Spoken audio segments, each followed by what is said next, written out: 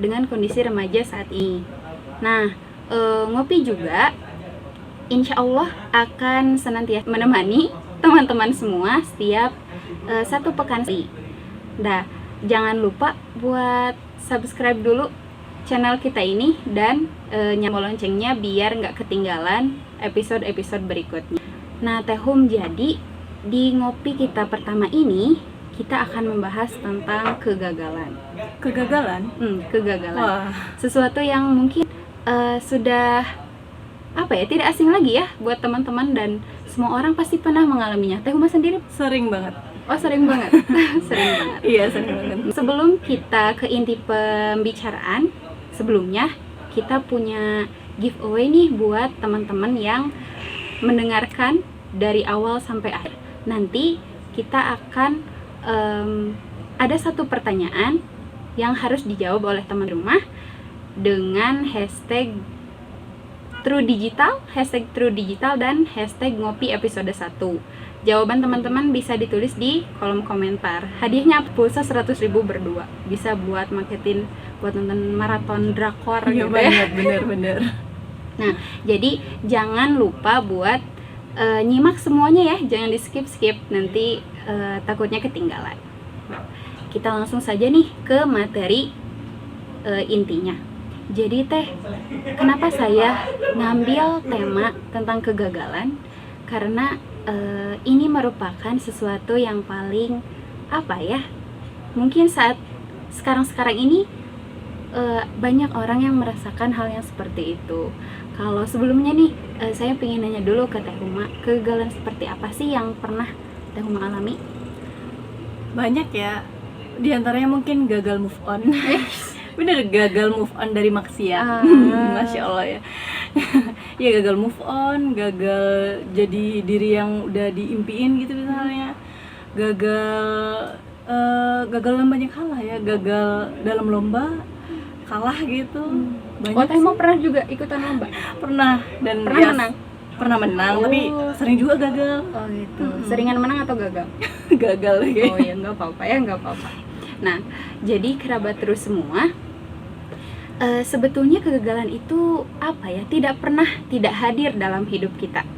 Kayak Tehuma bilang ya, ada juga yang merasa gagal karena IPK-nya rendah, ada juga yang merasa gagal karena nilai UAS-nya jelek gitu. Ada juga yang mungkin buat siswa-siswa yang sekarang baru keluar nih, ada yang daftar ke universitas favorit tapi qadarullah tidak diterima gitu. Nah, itu merupakan kegagalan yang cukup kena dalam hati tuh ya, sedih gitu ya. Kecewa banget gitu. Nah, ada juga mungkin yang gagal karena merasa ini saya tuh belum bisa jadi anak yang membahagiakan orang tua.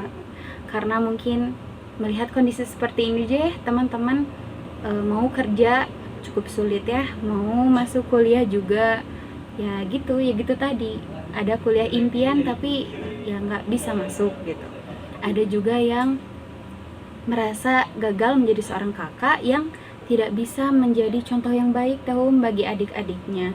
Nah, itu merupakan sesuatu yang tidak bisa kita sepelekan ya teman-teman. Semua orang memiliki kegagalan dan memiliki level kegagalan sendiri gitu. Menurut kita mungkin Pirage gagal UAS gitu kan. Enggak pelein gitu ya. Pirage nggak usah dipikirin, nilai IPK nggak usah dipikirin, yang penting belajar gitu kan. Ada yang seperti itu. Tetapi ya setiap orang berbeda-beda Ada yang ketika merasa ketika IPK-nya rendah, dia merasa sedih, mungkin karena dia tipe orang yang ambisius mungkin ya dalam ambisius gitu ya. Saya termasuk seperti itu. Pantesan. Saya termasuk seperti itu. Saya suka sedih aja gitu kalau misalkan ada tugas bahkan nilainya jelek gitu, bukan karena nilainya sebetulnya jadi saya juga kalau dulu seperti itu. Dulu nih teman-teman, saya bisa sampai mungkin teman-teman juga mengalami tidak tidur hanya karena pingin belajar dan bisa mengisi UAS dengan benar. Sampai benar-benar nggak tidur gitu. Dan itu niatnya karena pingin nilai yang besar teh. Jadi pingin aja gitu, pingin nilai besar, pingin dapat ranking gitu kan, karena senang aja gitu kalau dapat ranking. Suka juga lihat orang tua senyum gara-gara kalau kita dapat ranking, itu sih. Tapi seiring berjalannya waktu, apalagi setelah saya sekarang masuk ke universitas gitu, masuk kuliah, berat banget teman-teman untuk ngejar nilai itu, berat banget. Karena sudah apa ya, ketika kuliah itu ilmu itu tidak dicari, ilmu itu tidak diberi tetapi dicari gitu. Saya sempat shock gitu, kok kayak gini gitu, yang biasanya kalau kata orang Sunda mah dihuapan ilmu teh, tapi sekarang mah kita harus nyari sendiri. Nah itu sih kegagalan kecil mungkin yang saya rasakan gitu. Nah gimana sih perasaannya nih buat teman-teman ketika teman-teman gagal gitu? Kalau Teh Huma gimana perasaannya ya? Kita ngobrol aja nih ya. Iya. Buat para penonton nih, kita di sini tidak berusaha untuk tidak terlalu serius. Yep. Dan kita pingin lebih kepada apa ya, santai aja gitu, sharing ngobrol aja gitu mungkin ya. ada banyak kesalahan atau kegugupan karena ini merupakan pertama juga, tapi mudah-mudahan teman-teman dapat ngambil benang merah dari video kita ini. Oh ya, kembali Teh, tadi gimana perasaannya kalau ketika gagal? Kecewa gitu. Kadang kalau misalnya kegagalan itu emang level gede gitu, level tinggi, itu bener-bener yang putus asa gitu ya. Sampai kayaknya udahlah, ketika ada kesempatan lagi tuh kayak ngerasa kayaknya bakal gagal lagi deh gitu.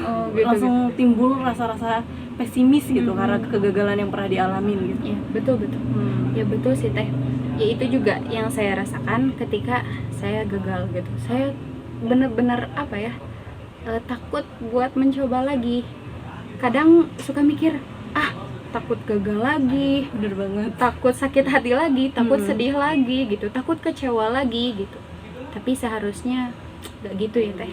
Ya Seharusnya gak gitu. Seharusnya kegagalan itu menjadi motivasi gitu. Nah, buat teman-teman semua, patut kita ketahui apa sih penyebab dari kegagalan itu.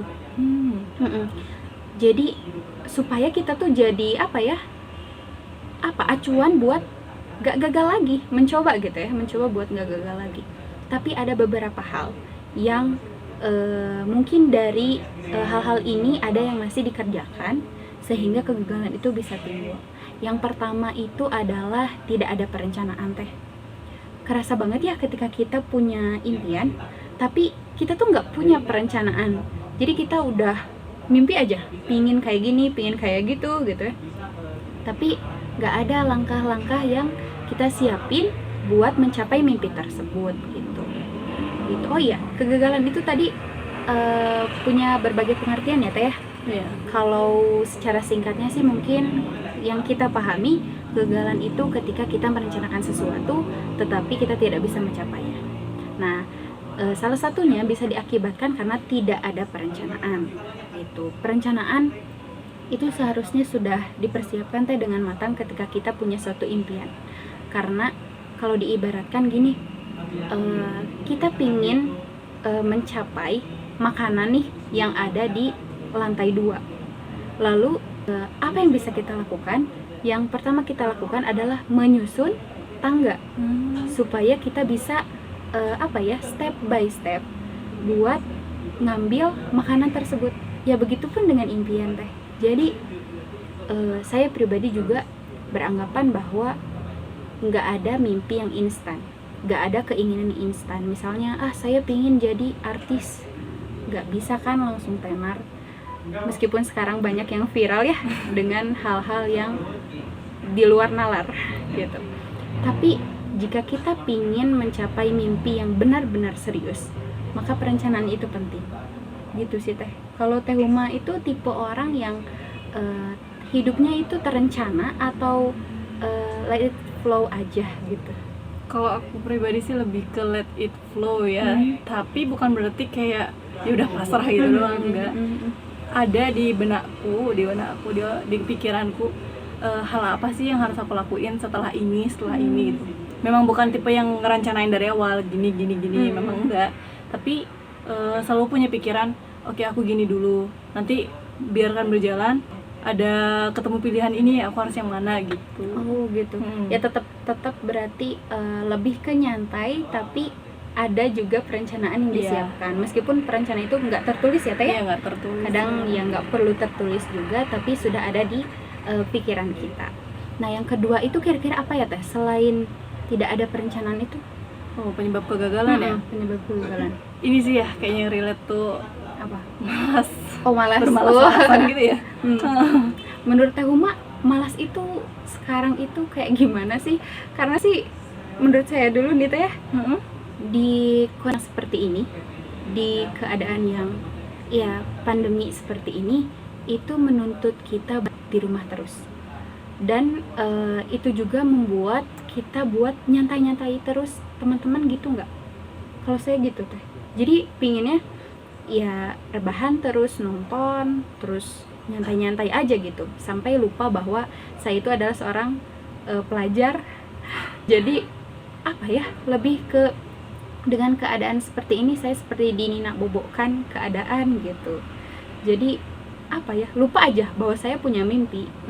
Kalau nah itu jadi males buat belajar, males buat apa ya, ngejalanin rencana-rencana tadi gitu. Teh Huma gimana sih kalau ketika malas tuh suka gimana? Kalau malas tuh sukanya bener-bener nggak pengen ngerjain apa-apa, terutama pokoknya nggak mau hal-hal yang berat, pengennya santai aja, pengen ya pokoknya ya ngelakuin hobi kayak apa, kayak intinya nggak mau mikirin hal-hal yang berat kayak impian mungkin juga. Kadang itu bener-bener terabaikan karena rasa malas itu. Benar-benar sih.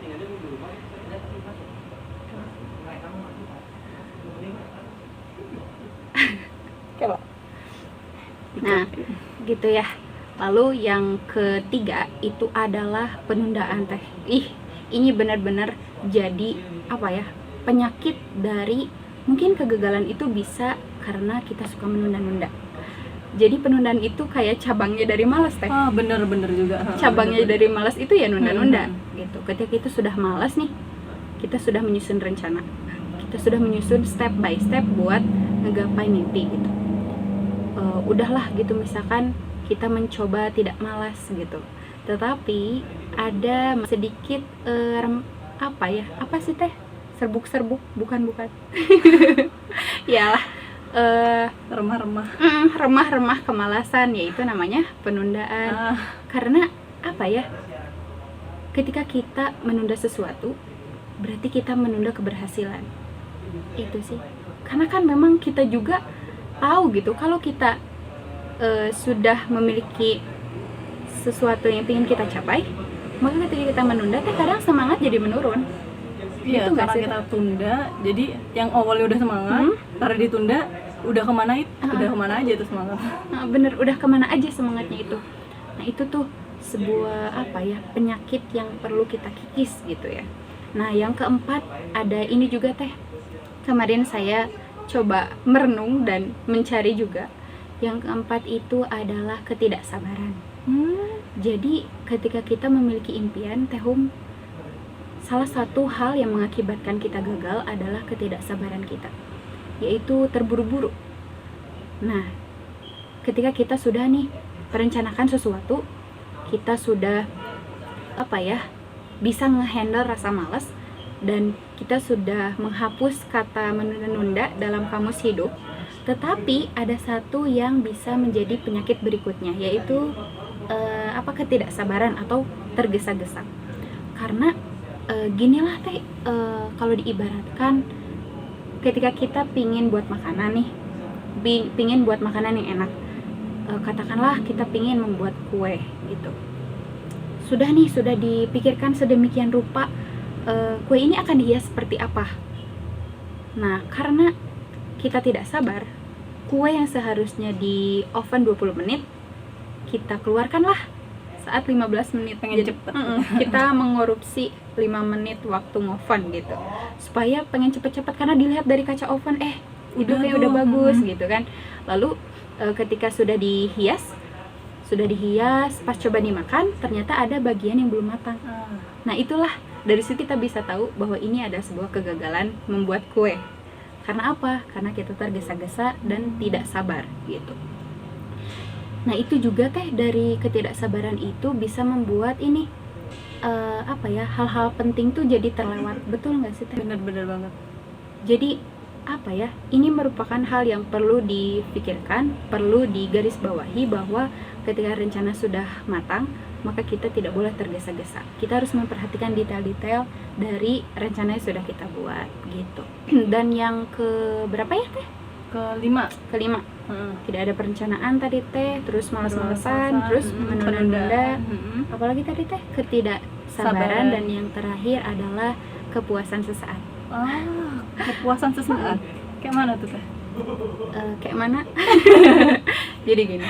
Jadi ketika semuanya sudah terlaksana dengan baik, kita sudah tadi ya membuat rencana, kita sudah tidak malas-malasan lagi, apalagi menunda-nunda, kita sudah fokus dan tidak tergesa-gesa. Lalu yang terakhir ini juga dapat menimbulkan kegagalan, yaitu kepuasan sesaat. Ya, kepuasan sesaat. Pernah nggak sih teman-teman ketika semuanya merasa ini sudah berhasil, saya sudah bisa mencapai titik yang saya mau, lalu segala pujian datang, lalu segala penghargaan datang membanjiri kita gitu. Nah tidak dirasa hal itu membuat kita jadi puas teh. Bukan berarti kita tidak boleh ya buat ya puas gitu, bukan seperti itu. Maksudnya kepuasan yang membuat diri kita menjadi sombong dan tidak mau untuk melakukan yang lebih baik lagi, tidak mau mengoreksi lagi. Jadi udah aja puas dengan itu, sombong bahwa saya udah bisa, saya mampu nih gitu kan, ya udah aja gitu. Ini kayaknya yang sering orang lupa ya, yang terlewatkan gitu, karena kesannya kayak sepele gitu ya. Kayak sepele, betul. Padahal ini merupakan hal yang tidak bisa disepelekan juga ya. Tidak penting bisa. Ternyata ya. Penting banget gitu. Nah, lalu bagaimana sih cara kita buat Ya tadi menghindari kegagalan berarti kita tidak boleh tergesa-gesa, tidak boleh malas-malasan, tidak boleh menunda-nunda, dan tidak boleh cepat puas atau tidak boleh sombong. Dan yang paling penting adalah kita harus membuat rencana yang terperinci. Lalu teh pernah tidak merasa begini, saya sudah melakukan yang terbaik, saya sudah merencanakan yang terbaik, akan tetapi kenapa kegagalan itu muncul juga? Pernah sih. Pernah? Iya pernah. Kaget juga sih ya. Padahal aku udah berusaha loh gitu. Aku udah ngikutin step by step. Udah nggak malas nih, udah niat gitu. Kok tetap gagal sih? Benar. Kok tetap gagal sih itu? Sebelum kita jawab, kita ingetin lagi nih, nanti di akhir ada giveaway. Teman-teman jawab aja pertanyaan yang nanti akan kita sampaikan di kolom komentar, dan kasih hashtag apa teh? True Digital, dan hashtag lagi ngopi episode 2. Ada hadiah 100.000 pulsa untuk 2 orang pemenang. Nah, kita lanjut lagi teh. Jadi kenapa sih ketika kita sudah melakukan yang terbaik tetapi kegagalan itu tetap ada? Dan ini lebih menyakitkan bagi saya sih. Ini lebih menyakitkan karena kita merasa tidak ada celah yang kita tinggalkan, yang kita lewatkan, tetapi kegagalan itu tetap ada gitu. Nah, gimana sih cara cara menghadapinya, atau cara kita agar bangkit gitu dari kegagalan tersebut? Nah, di sini saya menulis beberapa 5 juga sama. Yang pertama ini teh, menerima kegagalan tersebut. Yaitu menerima yaitu dengan ya nggak apa-apa, kita gagal nggak apa-apa. Itu menjadi hal yang pasti terjadi gitu ya. Dan biasanya gini nggak sih teh, ketika kita gagal rasanya pingin banget buat curhat ke orang lain. Iya. Teh Uma pernah gitu? Pernah. Biasanya curhat ke siapa? Ke orang tua, ke temen, sahabat deket gitu. Yang paling paham. Yang paling paham tentang kita, betul. Jadi itu tuh proses kita menerima kegagalan, teman-teman semua. Kita juga bisa menceritakan kegagalan kita kepada orang, memang dirasa dia mampu buat memberi masukan yang terbaik buat kita. Iya, Jadi tidak sembarangan ya buat menceritakan. Yang kedua adalah dengan menangis. Itu nggak apa-apa sih, mau cowok mau cewek juga nangis. Nangis tuh bukan berarti kalau cowok nangis Lemah. Nah, nggak juga sih, karena yang tahu tentang dirimu adalah dirimu sendiri, bukan orang lain. Jadi menangis itu nggak apa-apa. Itu adalah satu tahap untuk menerima kegagalan. Nah, yang kedua adalah membuka diri dengan kenyataan. Maksudnya gimana tuh? Jadi ketika kita sudah menerima kegagalan tersebut, kita sudah ya udahlah gitu, nggak apa-apa kita gagal. Lalu bukan berhenti di situ saja, bukan berhenti menerima saja, tetapi kita harus membuka diri dengan kenyataan, dimana kita harus membuka ruang untuk introspeksi diri, mencari kesalahan apa sih yang saya lakukan sehingga saya bisa gagal gitu, membuat perbaikan gitu Teh.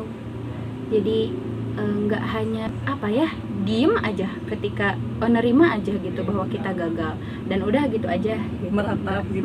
Gitu kan, tapi nggak gitu, tapi ya kita harus bangkit dengan cara itu introspeksi diri dan melakukan perbaikan gitu sih Teh. Kalau Teh Huma ada tambahan lagi nggak sih, kalau gimana sih cara kita menerima kegagalan tersebut? Cara kita nerima ya, itu yang pasti sulit ya, apalagi emang buat tipe-tipe yang ambis kayak nerima kegagalan itu kayaknya lebih ini ya, mikirin hikmah dibalik kegagalannya apa, pasti ada maksudnya gitu. Dan kita kan emang udah berencana gitu, tapi ternyata ada takdir yang menakdirkan kita bahwa kita nggak berhasil, dan itu pasti punya maksud gitu. Ya, betul. Jadi mungkin stay positif gitu ya. Jadi nggak bener-bener yang negatif gitu pikirannya, gagal sih gitu. Jadi itu sih yang bikin kita jadi sulit menerima, ya nggak sih? Berarti tadi ambil hikmahnya dan husnuzon ya Teh, berarti berpikir positif ya gitu, berpikir positif. Lalu ada juga nih Teh, ini adalah titik utama dari ketika kita mengalami kegagalan, ikhlas. Karena sesuatu itu ditentukan dengan niat kita. Ketika kita melakukan sesuatu Teh, atau kita memimpikan sesuatu, kayak saya pingin nilai bagus. Buat apa? Ya karena pingin aja gitu. Jadi mungkin keegoisan diri sendiri ya gitu, karena itu niatnya buat keduniaan mungkin ya Teh ya. Belum bisa dikatakan itu ikhlas belajar sampai nggak tidur, belum bisa ya. Gitu. Itu masih dulu ego itu juga ya. Dulu seperti itu, sampai seperti itulah gitu ya, seambisius itu. Nah, jadi poin yang terpenting ketika kita menerima menghadapi kegagalan adalah ikhlas. Yang pertama, ikhlas itu memang sulit Teh, meluruskan niat kita buat semata-mata ini dilakukan buat siapa, mimpi kita ini karena apa. Ya, saya pingin menjadi seorang pribadi yang lebih baik, atau saya pingin menjadi seorang pemimpin yang baik, yang bisa berharap gitu bawahan-bawahan saya itu atau anggota saya itu bisa menjadi lebih baik lagi, soleh lagi gitu. Niatnya buat siapa? Ya tentu harus niatnya untuk Allah. Maka ketika kita gagal, tapi karena niatnya karena Allah nih ya, kegagalan itu tidak terasa berat banget gitu. Betul nggak sih? Kali ya? Iya benar sih.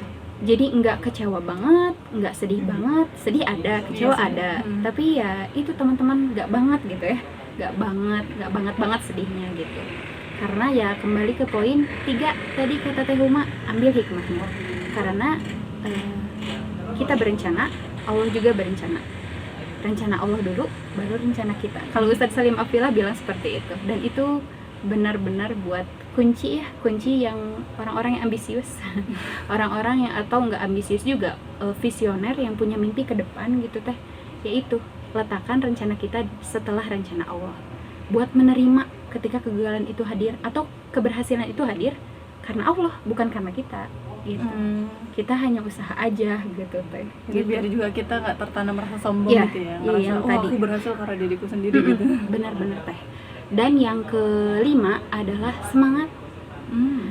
Karena kan ketika kita sudah menerima, kita sudah membuka diri dengan introspeksi diri, kita sudah mengambil hikmahnya, kita sudah ikhlas, lalu yang kelima adalah semangat. Semangat buat apa teh? Buat gak menyerah. Nah betul, semangat nggak nyerah buat mencoba lagi, coba aja terus gitu. Bisa pasti gitu kan ya, harus mampu, tidak apa ya, stuck di situ saja gitu. Udah gagal udah aja gitu, menerima aja gitu. Hilang semangat yang awalnya menggebu-gebu banget ketika diuji dengan kegagalan, ya udah aja gitu. Enggak seperti itu. Maka poin terakhir adalah semangat gitu ya. Ada 5 poin berarti tadi: menerima, membuka diri, ambil hikmahnya, ikhlas, semangat gitu. Jadi ingat ini teh, kemarin saya nonton vlognya Teh Zafira Aqila. Beliau bercerita seperti ini. Jadi ada satu buku judulnya Secret of Divine Love. Bentar, takut salah. Ya, Secret of Divine Love itu menceritakan tentang seorang anak laki-laki yang memperhatikan kupu-kupu yang pingin keluar dari kepompongnya selama berjam-jam. Karena anak laki-laki itu merasa, kayaknya kupu-kupu itu perlu saya bantu gitu. Lalu si anak itu berusaha membantu menggunting kepompong dari kupu-kupu itu. Dan apa yang terjadi? Anak itu kaget ketika kupu-kupu itu keluar, sayapnya mengkerut. Dan selama hidupnya si kupu-kupu gak bisa terbang. Anak itu gak tahu teh kalau keluar dari kepompong dengan susah payah itu adalah sesuatu yang alami supaya si kupu-kupu itu kuat sayapnya buat terbang gitu. Jadi saya suka memposisikan bahwa kegagalan itu adalah kayak kita ada dalam kepompong nih, yang kita mempunyai mimpi untuk keluar kayak kupu-kupu tadi, tapi kita perlu berusaha dulu. Kalau kita gampang nyerah, mungkin kita nggak akan sekuat itu teh. Mungkin nggak akan sekuat itu, nggak akan berhasil terbang gitu. Jadi kegagalan itu merupakan hal yang biasa terjadi. Jadi bukan hal yang perlu dijadikan halangan gitu buat kita ratapan gitu.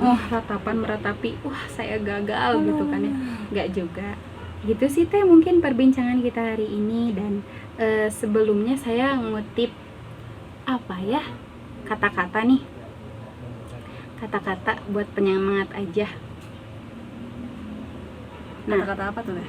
Gini, kata-kata terakhir. Serem banget. Kegagalan itu merupakan sesuatu yang biasa terjadi, dan itu merupakan pukulan, dorongan buat kita semakin kuat lagi. Kalau diibaratkan kayak putus cinta teh. Kegagalan itu kayak putus cinta, dimana ketika putus kan pasti sedih kan ya, terus marah lah, kecewa lah gitu, merasa dunia itu sudah berakhir gitu karena si dianya sudah dengan yang lain gitu kan. Bukan saya teh, itu mah bukan saya mah belum bisa bilang. Enggak bercanda ya teman-teman. Nah jadi ya itu, kegagalan itu ibarat putus cinta, dimana ketika putus, apakah akan berhenti pada orang itu saja? Tentu tidak ya. Kadang malah mencari yang lain, yang lebih baik lagi gitu. Dan itu menjadikan pelajaran buat dia. Itu mah penyepertian yang biasa terjadi gitu ya. Tapi ada juga nih teman-teman, gagal itu kadang kita perlu nabrak tembok supaya kita tahu itu jalan buntu. Kadang teh kita perlu belok atau banting setir supaya kita tahu bahwa itu nggak baik buat kita. Kalau saya boleh mengutip perkataan teman saya, gagal itu ketika kita bertekad kuat untuk berusaha melakukan yang terbaik, tetapi di pertengahan kita berhenti dan tidak melanjutkan usaha kita. Nah itu kegagalan sesungguhnya. Jadi gagal itu bukan apa yang membuat kita berakhir, tidak, tapi ketika kita mengakhiri suatu perjuangan, itu adalah kegagalan yang sesungguhnya. Kalau Teh Huma boleh disimpulkan nih dari tadi yang tadi disebutkan, jadi kegagalan itu harusnya kita hadapi bagaimana? Kegagalan itu Ngetes harusnya nih, ngetes. serem ya guys kalau kalian diundang ke sini ya. Jadi kegagalan itu seperti apa? Gimana teh? Ya jadi gitu. Nah, jadi gitu Tehum, pokoknya intinya kegagalan itu ya tadi bisa disebabkan karena 5 hal yang tadi ya, tidak ada perencanaan, malas-malasan, penundaan, ketidaksabaran, dan satu lagi adalah kepuasan sesaat. Nah, kegagalan juga bisa kita bangkit dengan cara teh yang tadi, menerima, lalu membuka diri kita dengan kenyataan, lalu tadi kata Teh Uma, mengambil hikmah, lalu ikhlas, dan yang terakhir adalah semangat. Gitu. Mungkin sekian teman-teman yang dapat kita obrolkan. Maaf nih karena ngopi itu pinginnya kayak gini, nggak terlalu serius-serius banget gitu kayak. Ya nggak santai-santai banget juga. Enggak ya. Jadi sersan ya. Apa tuh? Serius tapi santai. Oh gitu. Kirain teh yang ada di itu nih, di Scanner of the Sun. Lain. Oh lain. Nah, buat pertanyaannya, bla bla bla. Buat pertanyaannya, ini saya pingin nanya, jeng. Coba teman-teman sebutkan buku apa yang menceritakan tentang seorang anak laki-laki, dan coba jelaskan nih si anak laki-laki itu ngapain. Jadi buku apa tadi yang saya sebutkan, lalu apa yang dilakukan si anak laki-laki. Coba jawab di mana teh? Di komen dengan hashtag True Digital dan hashtag Ngopi episode 1. Yep. Ada hadiah 100.000 pulsa buat 2 orang pemenang. Nah, mungkin sekian teh ngopi kita episode pertama ini. Semoga ini dapat bermanfaat nih bagi teman-teman yang mendengar. Insya Allah. Dan buat teman-teman yang belum subscribe tadi ya, subscribe dulu. Dan gampang banget, gratis juga kan ya? Bener. Lalu turn on the notification Ya. buat nggak ketinggalan tentang ngopi-ngopi berikutnya. Oh ya, teman-teman yang mau kita ngebahas apa lagi, boleh tulis di kolom komentar. Bisa misalkan tentang cinta segitiga, friendzone, atau apapun itu yang teman-teman mau. Mudah-mudahan kita dapat mengobrolkannya lagi di lain kesempatan. Mungkin segitu dulu. Teh Uma, terima kasih sudah menemani. Terima kasih untuk banyak ilmunya Teh Nirla. Oh, tidak. Maafkan jika banyak kesalahan ya Teh Uma, maaf. Bisi saya terlalu nodong gitu. Dan maaf juga teman-teman percakapan kita misalkan tidak teratur, dan mudah-mudahan adalah sedikitnya yang bisa teman-teman ambil dari obrolan kita hari ini. Sampai jumpa di minggu depan insya Allah, dan kami pamit. Assalamualaikum warahmatullahi wabarakatuh.